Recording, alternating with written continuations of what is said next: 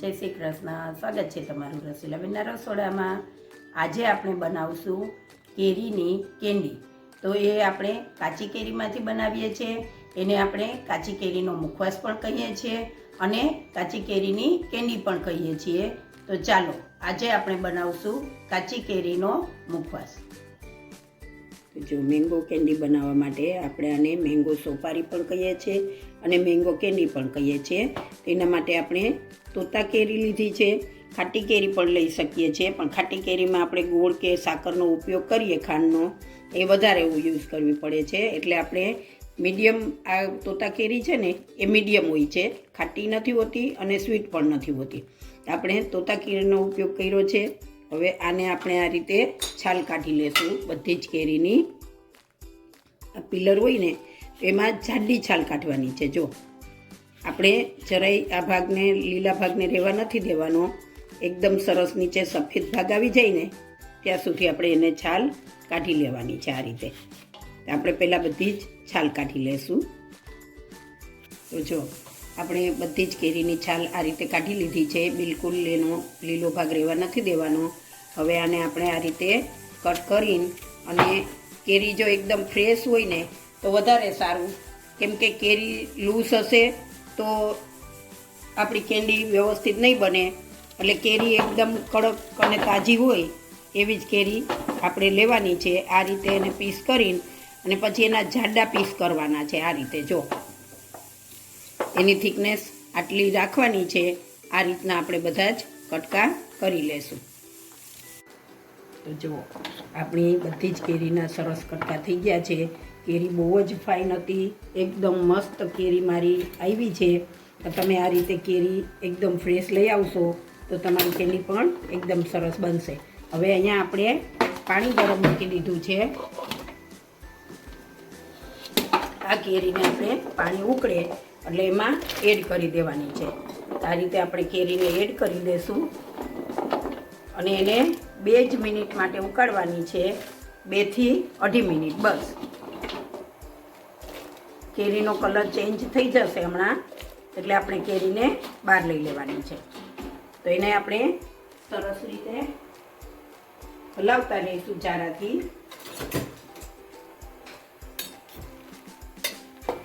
આ રીતે આપણે હલાવતું રહેવાનું છે અને કલર ચેન્જ થાય એટલે 2 જ મિનિટમાં એને બહાર કાઢી લેવાની છે. તો જો આપણી કેરીનો કલર એકદમ ચેન્જ થઈ ગયો છે ને.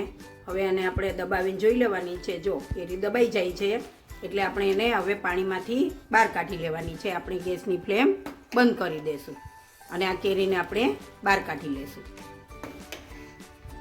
જો આપણી કેરી બફાઈ ગઈ છે અને સરસ ગરમ છે, તો એમાં આપણે દળેલી સાકર એડ કરીશું. મેં અહીંયા 500 ગ્રામ સાકર લીધી છે. આપણે જોઈએ એટલી એડ કરવાની છે અને એને આ રીતે આપણે ઉપર નીચે કેરીને કરીને અને એમાં સાકર એડ કરતા જઈશું એટલે સાકર સરસ મિક્સ થઈ જશે. તમે આમાં ખાંડ પણ નાખી શકો છો, તમે ગોળમાં પણ કરી શકો છો અને સાકર પણ યુઝ કરી શકો છો. તમારે જે રીતની ફ્લેવર લાવવી હોય એ રીતનું તમે તમારા ઘરમાં જે ખવાતું હોય એ રીતનું તમે એડ કરી શકો છો.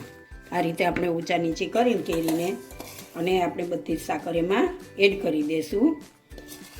અને પછી સાકર ઓગળે એટલે આપણે ક્યારેક ક્યારેક વચ્ચે વચ્ચે આને હલાવતા રહીશું કેરીને. પણ એ ધ્યાન રાખવાનું છે કે કેરી વધારે બફાવી ના જોઈએ અને કેરી છેંદાઈ ના જવી જોઈએ. એનું આપણે ખાસ ધ્યાન રાખવાનું છે. તો આપણે સાકર મિક્સ કરી દીધી છે. હવે આને આપણે 2 દિવસ માટે ઢાંકીને અને રહેવા દેવાનું છે. પણ વચ્ચે વચ્ચે આપણે ક્યારેક ક્યારેક એમાં ચમચાથી હલાવતું રહેવાનું છે. તો જો આપણે આ કેરીને મિશ્રીની અંદર બોળી હતી એને 2 દિવસ થઈ ગયા છે. જુઓ મિશ્રીનું ઘણું બધું પાણી ઓબ્ઝર્વ થઈ ગયું છે. કેરીએ શોષી લીધું છે અને આ કેરી આપણી સરસ ગળી થઈ ગઈ છે. તો 2 દિવસ થયા છે. હવે આ કેરીને આપણે સૂકવવાની છે. આપણે એને એક આવું જાળીવાળું વાસણ હોય એની અંદર લઈ લેશું અને એનો જે નીચે પાણી નીકળે છે એ આપણે રાખીશું, જેને આપણે શરબત તરીકે યુઝ કરી શકીએ છીએ. એની અંદર કોઈ પણ શરબત આપણે બનાવવા હોય તો એ પાણીનો ઉપયોગ આપણે કરી શકીશું. આ રીતે આપણે જાળીમાં અત્યારે એને નીતરવા રાખી દઈશું અને એમાંથી બધું જ પાણી નીતરી જાય પછી આ કેરીને આપણે પંખા નીચે એક પ્લાસ્ટિક ઉપર સૂકવી દઈશું. તો જો આપણે જે જાળીમાં કેરી નાખેલી હતી એ સરસ નીતરી ગઈ છે, પાણી બધું નીકળી ગયું છે અને હવે આને આપણે પંખા નીચે સૂકવવાની છે. તો આ રીતે આપણે એક પ્લાસ્ટિક લઈ લેવાનું છે અને એની અંદર આવી રીતે છૂટી છૂટી નાખી દેવાની છે, આવી રીતે પાથરી દેવાની છે અને પછી એને પંખો ચાલુ કરીને અને 2 થી 3 દિવસ આપણે એને સૂકવી દેવાની છે એટલે સરસ સુકાઈ જશે. આમાં એકદમ મિશ્રીનું પાણી ચડી ગયું છે, ખૂબ જ સરસ એકદમ મસ્ત સ્વીટ થઈ ગઈ છે. આપણે 2 કિલો કેરીમાં 500 ગ્રામ મિશ્રી દળી નાખેલી છે તો ખૂબ જ સરસ સ્વાદ આવે છે અને સરસ દળી લાગે છે. તો આપણે એ પ્રમાણે એનું માપ લઈને અને કેન્ડી બનાવીશું. મારે દર વર્ષે 6 થી 7 કિલો કેરી લઈને અને હું આ પ્રમાણે બાળકોને ખૂબ જ ભાવે છે. તો આ રીતે મસાલાવાળી કરીને અને રાખી દઉં છું. આને આપણે સ્ટોર પણ કરી શકીએ છીએ, લાંબો સમય સુધી રહે છે. આ કેરીને કશું જ પણ થતું નથી.